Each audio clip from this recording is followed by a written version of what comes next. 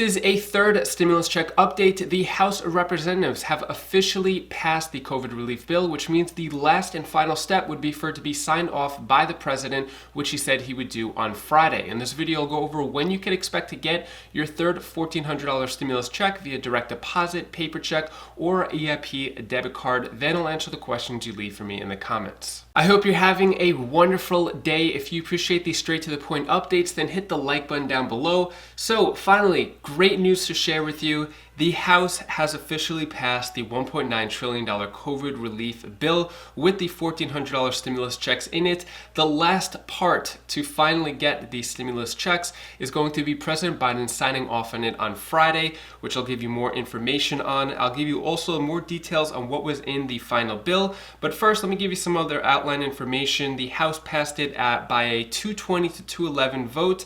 No Republicans voted for it. One Democrat voted against it. It was Representative Jared Golden of Maine. Here is Nancy Pelosi and Chuck Schumer talking about the bill right after it passed. Then we'll get into more details on what's happening. We have passed historic, consequential, and transformative legislation. We are here today to sign the enroll the bill before it goes to the White House. In doing so, though, engrossment of these ceremonies are occasions to express recognition and appreciation. And first, I want to express recognition and appreciation to the President of the United States, Joe Biden. President Biden's vision and his determination were so apparent to the American people, and the reason why this legislation enjoys the support of 75% of the American people in a strong bipartisan way across the country. This is the most consequential legislation that many of us will ever be a party to. Who knows what the future may bring, but nonetheless, on this day, we celebrate because we are honoring a promise made by our president, and as we join with him in promising that help is on the way. We say to America, help is on the way. Help is on the way. You will receive $1,400 checks by the end of March. Help is on the way. Vaccines will be available far more quickly to far more people in a shorter time. Help is on the way. Our schools will open safely and more quickly than we thought. Help is on the way. Half of America's children who are in poverty will not be in poverty because of this bill. Help is on the way. We Democrats made promises, particularly we did in the Senate.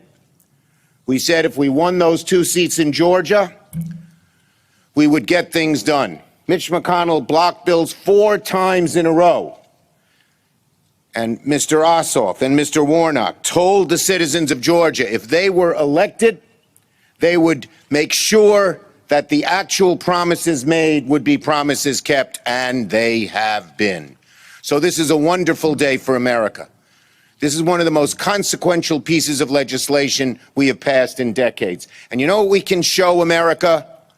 That we can get things done to make their lives better. So the last and final step to make this COVID relief bill a reality is for President Biden to sign off on it, which he said he would do on Friday, which to me doesn't make sense. Why not do it the same day that it was actually made? Anyway, here is Jen Psaki, White House press secretary, talking about the process of why President Biden is signing off on it on Friday. With today's expected passage of the rescue plan, I can announce that the President will sign the bill at the White House on Friday afternoon. We spent a lot of time, of course, from the podium talking about the mechanics of how a bill becomes a law, and I know there's lots of interest in what comes next. So once it's passed, the bill text will be rechecked, printed, and signed by the appropriate leaders in the House and Senate. The House clerks will then deliver it to the White House for the President's signature. We expect that delivery to happen sometime tomorrow, and then the President will sign it on Friday. We, of course, are moving full speed ahead on the implementation of the bill because we know the American people need help and need it as soon as possible. We are also working on looking ahead to implementation I wanted to make sure you all saw Secretary Yellen's speech before the National League of Cities yesterday, promising to get aid out to state and local governments. Obviously, this is a key component of the package and one that will help keep cops, firefighters, local officials in their job. Let me know down in the comments below, do you think President Biden should have signed the COVID relief bill the same day that it passed in the House? Let me know down in the comments below. Presidents have done that in the past. We've seen with continued resolutions being passed immediately on the same day, both chambers and the president signing off on it. I don't see why this is any different. Let me know down in the comments below, though, what's going on with the delay. All right, so let me go over the benefits of what made it into this final COVID relief bill. Then we'll go into timeline. So $300 per week unemployment boost, which is going to go on until September 6th, and that's going to be the individual's first $10,200 in jobless benefits are tax-free. It's going to be $1,400 stimulus checks. It's going to be at $75,000, but then phase out at $80,000 completely. That's going to be $150,000 for couples, $160,000 phase out completely for couples. Yeah. All right. Then it's going to be the child tax credit for 1 year. It's going to increase it to $3,600 for children under 6, and then $3,000 for children between 6 and 17. It's going to be paid out on a monthly basis starting July 1st. It's going to put $20 billion for manufacturing and distribution, $50 billion for testing and contact tracing for vaccines. It's going to put $25 billion for rental and utility assistance, $10 billion for mortgage aid, $350 billion for relief to state, $120 billion for K through 12 schools, 15% increase for the SNAP program, which is the Supplemental Nutritional Assistance Program, through September. Then it's going to give $30 billion to aid in restaurants, and then a few other benefits that I'm not going to go through in this video. Really quick, so about the $350 billion to relief for state, local, and tribal governments, that was one of the sticking points for Republicans. And one Republican from Florida Senator Rick Scott, said that states should reject and return stimulus money. So what he said is that by rejecting and returning any unneeded funds, as well as funds unrelated to COVID-19, you would be taking responsible action to avoid wasting scarce tax dollars. After all, every dollar in this package is borrowed. Let me know what you think about that down in the comments below. Republicans saying that they're going to return the money. Now, politicians may not need this money. People who are in office, mayors, governors, senators, they may not need the money, but there are so many families who are struggling in every part of the country, whether red state or blue state, that I think could definitely use that money. So I'm not really sure what this is going to accomplish. Maybe I'm wrong. Let me know down in the comments below. Now let's talk about timelines. So the first day that you should see a direct deposit, money in the actual bank account, is most likely going to be March 17th on Wednesday. Assuming that President Biden signs off on it on Friday, March 12th, then we're going to count that as a business day, maybe even a half a business day. So that is one business day on the 12th. The 15th is another business day, 16th is a third business day, which means most likely Wednesday the 17th, you'll see money in the actual bank account. You may see a pending for these next few days, maybe over the weekend, but on the 17th, you're most likely going to see money in your bank account, the $1,400 plus the money for dependents in your bank account from the stimulus checks. And then probably the week after that, on the 24th, we're going to see paper checks starting to flow, and then the EIP debit cards a week after that. Now, this isn't official yet. We're going to wait for the IRS to provide the right information as soon as President Biden signs off on it.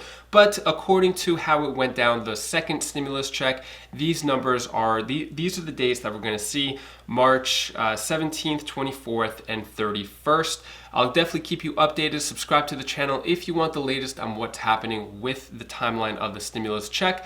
Now, I came across this article here talking about child support and how the third stimulus check can't be garnished to pay child support. But to be honest, I'm seeing so many different mixed messages from different articles online. I'm going to wait till the IRS puts out official information about it, but it's saying So it's referring to the text in the bill. This is the actual bill right here, and it's saying that payments will not be subject to reduction or offset for past due federal or state debts or by other assessed federal taxes that would otherwise be subject to collection. However, if you end up having any money missing from your third stimulus check, you have to claim it on your tax return the next year. So we don't know exactly what's going to happen yet. I'll keep you updated on that. Next, I'm going to answer the questions you leave for me in the comments. Tony Roberts asks, now that it is passed in the House and the Senate, why is it going to take President Biden until Friday